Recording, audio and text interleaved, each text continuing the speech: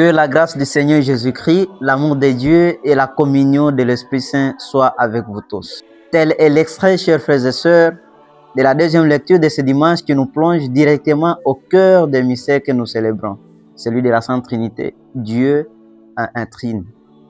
En fait, le mystère de la Sainte Trinité fait partie des dogmes de l'Église catholique les plus controversés et qui, dans l'histoire, ont fait face à beaucoup d'hérésies.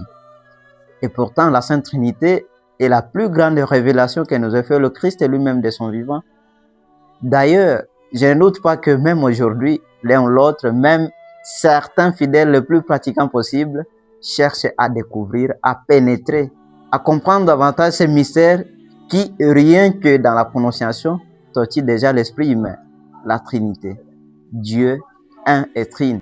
Dommage que lorsque nous faisons ces discussions sur ces sujets, lorsque nous émettons nos hypothèses, nous oublions une vérité fondamentale selon laquelle Dieu est insondable.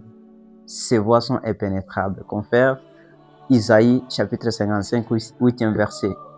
Il est impossible de mettre Dieu dans une boîte, l'enfermer dans une formule qui le définirait ou épuiserait sa réalité, les comprendre par notre petite tête. C'est l'expérience qu'a fait saint Augustin lorsqu'il cherchait à comprendre à tout prix la Sainte Trinité. Un jour, alors qu'il se baladait autour de la mer, il retrouva un enfant qui, ayant creusé un petit trou, est en train de transporter l'eau de la mer et la mettre dans ce petit trou. Curieux de ces mouvements, saint Augustin s'approcha et lui demanda « Qu'est-ce que tu fais ?» Et l'enfant lui répondit « Je vais déplacer cette mer dans ce petit trou que j'ai creusé. » Saint Augustin, étonné, lui dit que c'était impossible.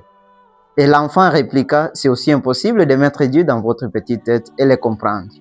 Eh bien, chers frères et sœurs, Dieu est immense, il est insondable. On ne peut pas l'enfermer dans une tête humaine pour le comprendre. Ce qui nous arrive le plus souvent, nous les humains, nous voulons donner une forme à Dieu, comme ont fait les fils d'Israël qui ont donné une forme au veau d'or pour l'adorer comme Dieu. Nous aussi, nous voulons donner une forme, nous voulons comprendre Dieu selon notre capacité de compréhension, selon ce que nous pensons de Dieu, et non ce qu'il est réellement. Nous oublions qu'en cherchant trop à palper des doigts et à comprendre Dieu, nous nous éloignons davantage de lui. C'est pourquoi la solennité d'aujourd'hui n'est pas une équation à résoudre ou un problème auquel on doit trouver une réponse, mais c'est un mystère qui nous révèle une vérité à vivre, laquelle vérité nous plonge dans la communion de la Sainte Trinité, celle d'amour et d'unité. L'Évangile ne cherche pas à expliquer rationnellement la Trinité. Jésus révèle plutôt son cœur. Dieu est amour. Le Père aime le monde au point de donner son Fils. Le Fils accepte librement de venir sauver l'humanité.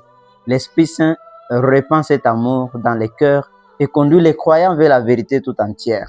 La Trinité est donc une communion parfaite d'amour qui se tourne vers l'homme pour le sauver.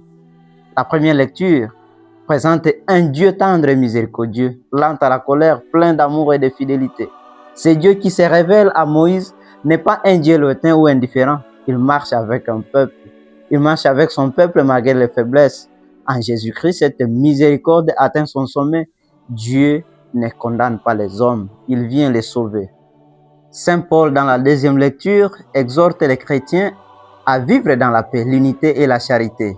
Il conclut par une bénédiction trinitaire qui est devenue l'une des plus belles prières de l'Église. La grâce du Seigneur Jésus-Christ, l'amour de Dieu le Père et la communion du Saint-Esprit soient avec vous tous.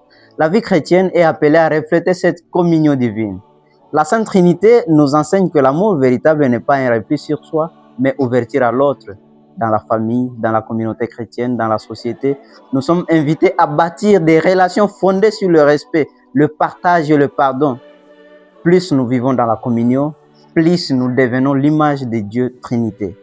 Aujourd'hui, demandons-nous, notre vie manifeste-t-elle quelque chose de cet amour trinitaire? Nos paroles créent-elles l'unité ou la division? Savons-nous accueillir les autres comme Dieu lui-même nous accueille? La contemplation de la Trinité ne nous éloigne pas du monde et nous engage à aimer davantage. Car croire en la Trinité, c'est croire qu'à l'origine de l'univers, au centre de l'histoire et au plus profond de nous-mêmes, il y a un Dieu qui est amour et qui nous invite aussi à aimer, qui nous invite aussi à être unis. Amen.